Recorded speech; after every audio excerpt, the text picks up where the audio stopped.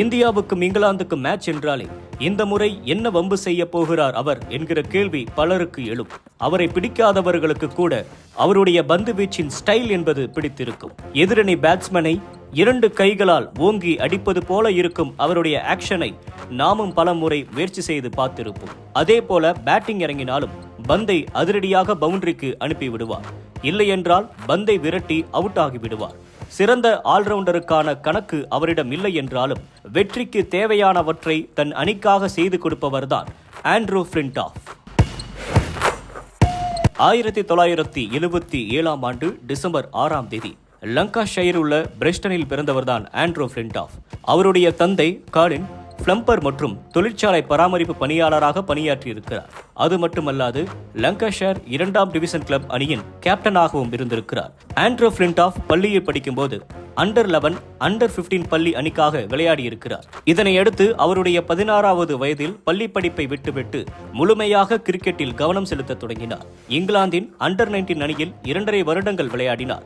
இறுதியில் அந்த அணியின் கேப்டனாகவும் செயல்பட்டார். இதனைத் தொடர்ந்து 1998 சர்வதேச போட்டியில் விளையாட வாய்ப்பு அளித்தது இங்கிலாந்து நிர்வாகம். அறிமுகமான முதல் தொடர் முடிந்ததும் அவரை டிராப் செய்தது இங்கிலாந்து வாரியம். இதன் பின்பு அடுத்த ஆண்டு நடைபெற்ற தென்னாப்பிரிக்காவுடனான சுற்றுப்பயணத்தில்தான் மீண்டும் அவருக்கு அணியில் இடம் கிடைத்தது.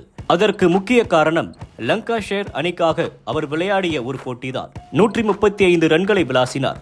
அந்த போட்டியின் வர்ணனையாளர் ஃபிளின்டாஃபின் ஆட்டம் குறித்து கூறுகையில், நான் பார்த்ததிலேயே அற்புதமான இன்னிங்ஸ் இது என்று கூறினார். ஆனால் அணி நிர்வாகமோ கடும் அதிருப்தியில் இருந்தது.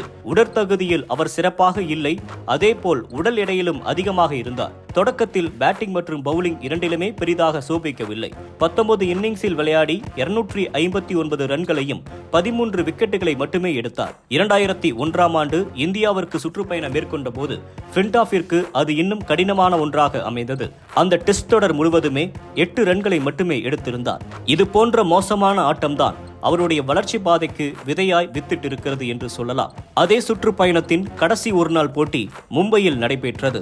அந்த போட்டியில் இங்கிலாந்து வெற்றி பெற பக்கபலமாக இருந்தார் ஃபிளின்டாஃப். பேட்டிங்கில் 40 ரன்களும் பவுலிங்கில் 3 விக்கெட்டுகளையும் வீழ்த்தி அசத்தினார்.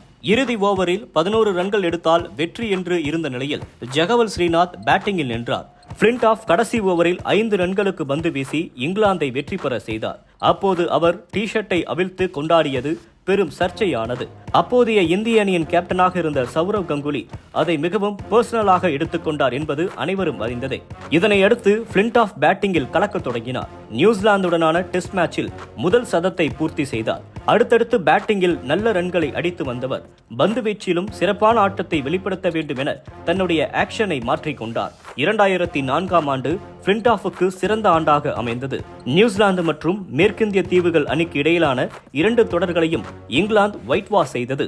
அதற்கு ஃபிளின்டாஃப் பெரும் உதவியாக இருந்தார். இதனைத் தொடர்ந்து 2005 இங்கிலாந்தில் நடைபெற்ற ஆசிஸ் தொடர் ஃபிளின்டாஃபுக்கான ஸ்பிரிட்டை உலகுக்கு தெரிய வைத்தது. ரன்களை அடிப்பது, விக்கெட்டுகளை வீழ்த்துவது மட்டும் ஃபிளின்டாஃப் சிறந்தவன் அல்ல, அணியின் வெற்றிக்கு காரணமானவன் என்பதை நிரூபித்து காட்டினார். அதனால்தான் இங்கிலாந்திற்கு 19 வருடங்கள் கழித்து ஆசிஸ் கோப்பை மீண்டும் கிடைத்தது. லார்ட்ஸில் நடைபெற்ற முதல் போட்டியில் பிரகாசிக்கவில்லை என்றாலும் அடுத்தடுத்த போட்டிகளில் ஆஸ்திரேலியாவை அடித்து துவம்சம் செய்தார். பவுலிங்கில் ஆஸ்திரேலியா பேட்ஸ்மேன்களுக்கு யமனாக இருந்தார் ஃபிளின்டாஃப். 2006 இந்தியாவிற்கு சுற்றுப்பயணம் மேற்கொண்ட இங்கிலாந்து அணிக்கு கேப்டனாக அறிமுகமானார். மைதானத்தில் அவருடைய டாக்டிக்ஸ் பலரையும் ஆச்சரியப்படுத்தியது. அதேபோல அந்த தொடரையும் 1-1 என சமன் செய்தார். ஆனால் அடுத்தடுத்து பல தோல்விகளையும் சந்தித்தார்.